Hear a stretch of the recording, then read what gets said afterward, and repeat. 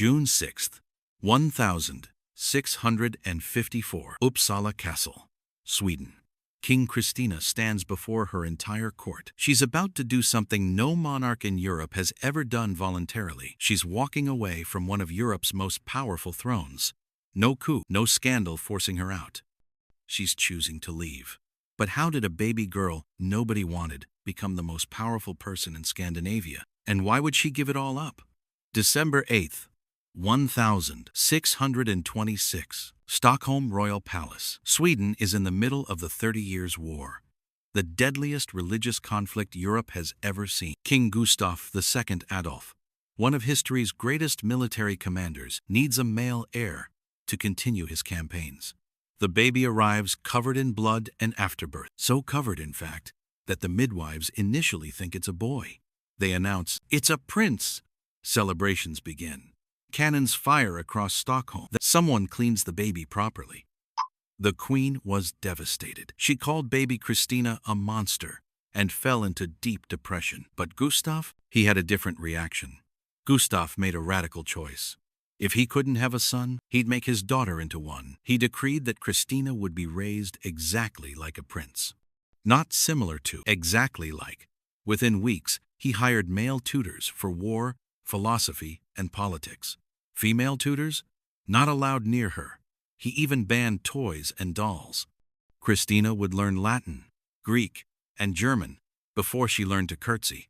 But in 1632, when Christina was only 6 years old, her father died in battle. King Gustav II Adolf, the Lion of the North, was killed leading a cavalry charge at the Battle of Lutzen. Christina was now heir to one of Europe's great powers, and she was a 6-year-old girl. Sweden appointed a Regency council to rule until Christina came of age at 18. But they continued Gustav's program. Christina's education became legendary across Europe. While other princesses learned embroidery, Christina was studying military theory. By age 12, she could debate theology in Latin with bishops. By 14, she was fluent in 6 languages. By 16, she was sitting in on government meetings and correcting her regent's strategic mistakes. December 1644. Christina turns 18 and prepares for her coronation. But there was a problem. What do you call a female monarch who's been raised as a male heir? Sweden had never had a ruling queen before. They had to invent the rules. And so, on October 20th, 1650, in Uppsala Cathedral, they crowned her King Christina of Sweden. Not queen, king. She wore masculine royal regalia. She took oaths as a king takes them. And from that day forward, she insisted everyone address her with masculine titles. Foreign ambassadors didn't know what to do. Letters arrived addressed to His Majesty and Her Majesty interchangeably. Christina herself used masculine pronouns and titles. She signed documents, Christianuses, the male version of her name. She wasn't being a woman acting like a man. She was living as a king. Now, European monarchs had one job above all others: produce heirs. Christina's advisors immediately began pressuring her to marry. She refused, repeatedly, violently. She told her advisors, quote, "I could never bear to be used by a man the way a peasant uses his field." She declared marriage was a means to slavery for women. This was 1650. These were revolutionary ideas. Christina didn't just refuse marriage, she lived exactly as she pleased. She wore men's clothes exclusively. She rode horses astride, not side saddle. She hunted, fenced, and swore like a soldier. She had close relationships with women that scandalized the court. And she transformed Sweden into an intellectual powerhouse. Christina invited Europe's greatest minds to Stockholm: philosophers, scientists, artists. René Descartes himself came to tutor her. She would debate him in Latin at 5 a.m. in unheated rooms.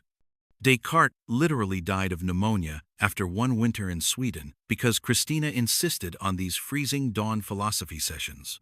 She collected over 2,000 paintings and tens of thousands of books. One of the finest collections in Europe. She patronized artists and musicians. Under her rule, Sweden had a cultural golden age. But all this cost money. A lot of money, and Sweden's nobility was getting angry about the taxes. By 1654, Christina had been king for 10 years. She was 28 years old, and she was done. The constant pressure to marry, to produce heirs, to conform, she couldn't do it anymore.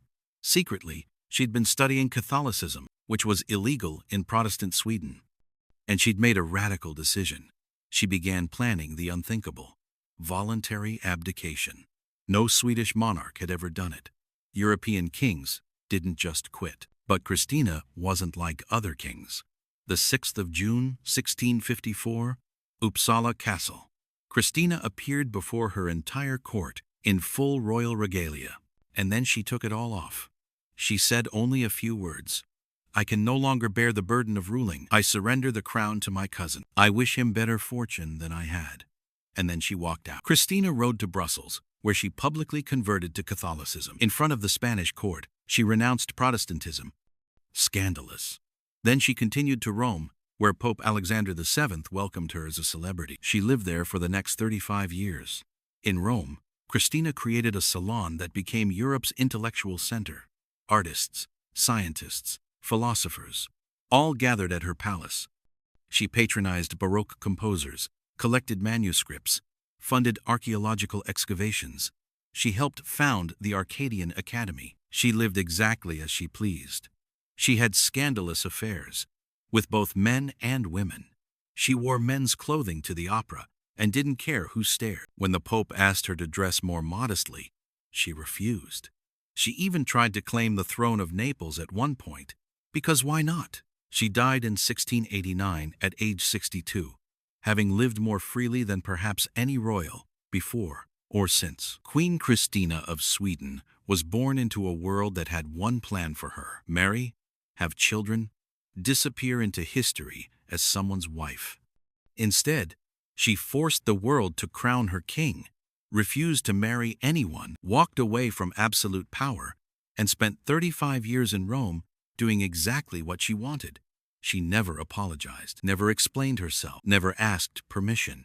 In an era when women couldn't own property, vote, or choose their husbands, Christina chose everything: the crown, abdication, religion, her identity, her life.